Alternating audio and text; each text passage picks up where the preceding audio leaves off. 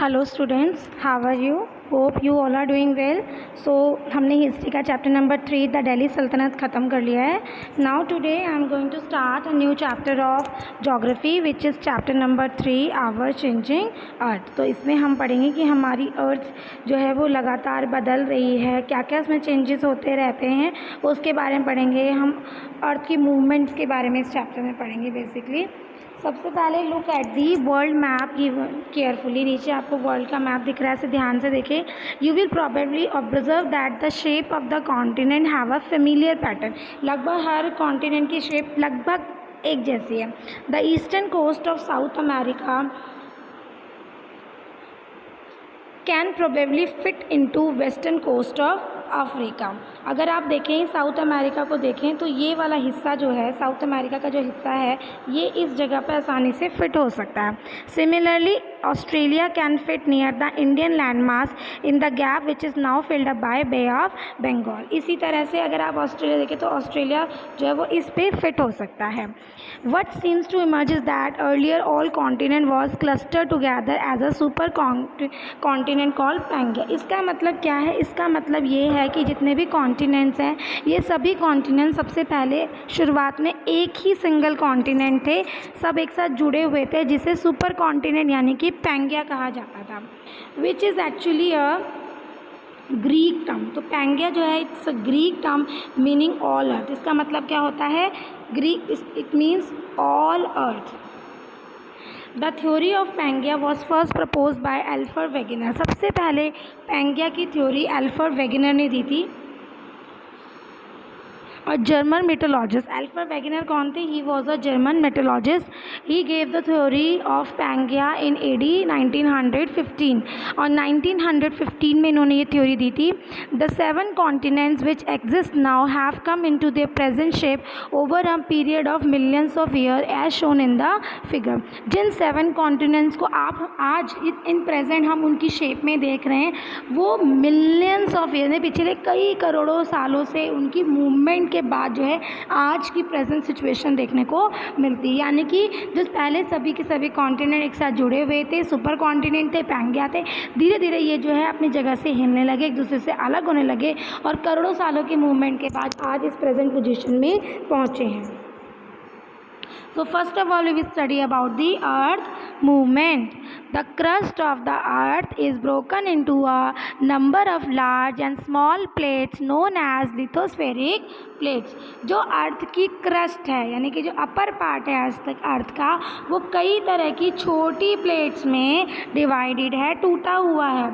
और इन प्लेट्स को क्या कहा जाता है? Lithospheric plate. इन प्लेट्स को क्या कहा जाता है? Lithospheric plate. There are measures 7 lithospheric plate which move extremely slowly. और अगर हम बात करते हैं तो पूरे वर्ल्ड में, पूरे अर्थ में 7 बड़ी लिथोस्फेरिक प्लेट्स हैं जो बहुत धीरे धीरे धीरे धीरे मूव कर रही हैं. The movement occurs due to the heat generated by the molten magma inside the earth which moves in a circular manner. अब ये जो प्लेट्स हैं ये धीरे धीरे मूव कर रही हैं. इसके मूव करने के पीछे रीज़न क्या है? इसके मूवमेंट के पीछे रीज़न ये है कि जो मॉल्टन मैग्मा है अर्थ के अंदर, वो इतनी हीट जनरेट करता है कि उसकी वजह से ये जो प्लेट्स हैं ये मूव करती हैं. These movement which are called tectonic movement. और इस तरह की मूवमेंट को टेक्टोनिक मूवमेंट्स कहा जाता है. They cause changing on the earth surface. ये टेक्टोनिक मूवमेंट अर्थ के सरफेस में चेंजेस लाती हैं. यानी कि अर्थ के अंदर जो बदलाव होते हैं, अर्थ के मूवमेंट की वजह से अर्थ में चेंजेस आते हैं. On the basis of force which cause them. जिस फोर्स की वजह से ये चीज़ें होती हैं, these movement are known as endogenic and exogenic forces. उसके बेस पे हम इन मूवमेंट को 2 तरह की फोर्सेस में डिवाइड करते हैं, एंडोजेनिक फोर्स और एक्सोजेनिक फोर्स. तो there are 2 types of movement, endogenic force and exogenic force. अब आप सभी जो है इसी पेज पे नीचे कुछ डायग्राम्स दिए हुए हैं. सबसे पहले डायग्राम में आप देख रहे हैं कि ये 225 मिलियन ईयर्स अगो का डायग्राम है। इसमें आप देख रहे होंगे कि सारे कॉन्टिनेंट आपस में जुड़े हुए हैं। इसके बाद वाला 200 मिलियन ईयर्स अगो का डायग्राम है। इसमें आप देख रहे हैं कि धीरे धीरे कॉन्टिनेंट्स एक दूसरे से दूर होना शुरू हो गए हैं। इसके बाद 135 मिलियन ईयर्स अगो वाले में देखिए थोड़े और दूर चले गए हैं। 65 मिलियन अगो में और थोड़े दूर चले गए और थोड़े ज़्यादा दूर चले गए हैं। और सबसे लास्ट में आप देख रहे हैं प्रेजेंट डे, यानी कि आज जो है ये सिचुएशन है। अर्थ को अगर हम देखें तो 7 कॉन्टिनेंट इस तरह से नज़र आते हैं। ये पांचों ही डायग्राम आपने आज ही अपने नोटबुक के फर्स्ट पेज पे ड्रॉ करने हैं। अब बात करते हैं एंडोजेनिक फोर्सेस। एंडोजेनिक फोर्सेस क्या होती हैं?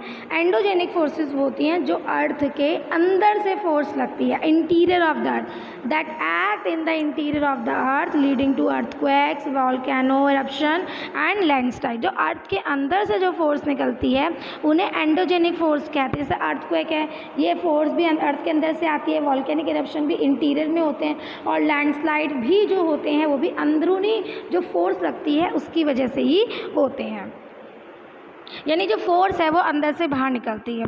Exogenic force they work on the surface of the earth. ये अर्थ के सरफेस पे काम करती हैं and their effect can be seen in form of erosional and depositional features of wind, water and air. ये फोर्सेस अर्थ के surface पर ही काम करते हैं। जैसे हवा चलती है, मिट्टी का उड़ना, पानी के साथ मिट्टी का जाना, ठीक है, डिपोजिशन होना कहीं से इरोजन होना, कहीं से कटाई होना, कहीं पर जमना चीज़ों का, ये चीज़ें जो है एक्सोजेनिक फोर्स की वजह से ही होती हैं। तो एक्सोजेनिक फोर्स जो है वो अर्थ के सरफेस पर काम करती है। The movement of the lithospheric plate can either be slow और सडन। जो मूवमेंट है लिथोस्फेरिक प्लेट की वो तेज भी हो सकती है और धीरे भी हो सकती है। Slow movement results in the formation of mountain while sudden one cause earthquake and volcanic eruption.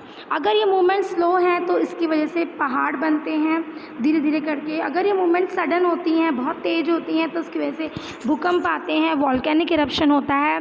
But in all these 3 changes one thing is true that if they occur suddenly they can be disaster for life form and property. लेकिन इन सभी चीज़ों में, इन तीनों ही changes में एक बात बहुत ही सच है कि अगर ये फोर्स बहुत तेज़ी से होती हैं, अगर ये मूवमेंट सडनली होती हैं तो ये बहुत ही खतरनाक हो सकती हैं और इनसे इंसानों की ज़िंदगी, जानवरों की ज़िंदगी, पेड़ पौधों और प्रॉपर्टी को भी बहुत बड़ा नुकसान पहुंच सकता है।